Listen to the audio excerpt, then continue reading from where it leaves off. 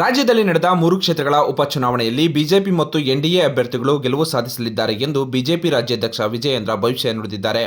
BJP ಕಚೇರಿಯಲ್ಲಿ ಮಾತನಾಡಿದ ಅವರು, ಚನ್ನಪಟ್ಟಣದಲ್ಲಿ ವಾತಾವರಣ ಹೇಗಿದೆ ಎಂದು ಎಲ್ಲರಿಗೂ ಗೊತ್ತು. ಕಾಂಗ್ರೆಸ್ನವರು ಗೆದ್ದಾಗಿದೆ ಎನ್ನುವ ಭ್ರಮೆಯಲ್ಲಿ ಇದ್ರು. ಆದರೆ ಈಗ ಎನ್ಡಿಎ ಅಭ್ಯರ್ಥಿ ಗೆಲ್ಲುತ್ತಾರೆ ಎನ್ನುವ ವಾತಾವರಣ ನಿರ್ಮಾಣವಾಗಿದೆ. ಫಲಿತಾಂಶ ನವೆಂಬರ್ 23ಕ್ಕೆ ಗೊತ್ತಾಗಲಿದೆ ಎಂದು ಹೇಳಿದರು. ಸಂಡೂರು ನಮ್ಮ ಪರವಾಗಿದೆ. ಐತಿಹಾಸಿಕ ಗೆಲುವಾಗುವ ವಿಶ್ವಾಸ ಇದೆ.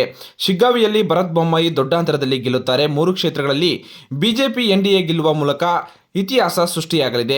ಚನ್ನಪಟ್ಟಣ ಯೋಗೇಶ್ರಿಂದ ಹತಾಶೆ ಮತ್ತು ವಿಚಾರಕ್ಕೆ ಪ್ರತಿಕ್ರಿಯೆ ನೀಡಿದ ಅವರು, ನೋಡಪ್ಪ, ಯಾರು ಏನು ಹೇಳಿಕೆ ಕೊಡಬೇಕು ಅದನ್ನು ಕೊಡುತ್ತಿದ್ದಾರೆ. ಜನರು ತಮ್ಮ ತೀರ್ಪು ನೀಡಿದ್ದಾರೆ. ನವೆಂಬರ್ 23ಕ್ಕೆ ಫಲಿತಾಂಶ ಬರುತ್ತೆ. ಅಲ್ಲಿವರೆಗೂ ಕಾಯೋಣ ಎಂದು ತಿಳಿಸಿದರು.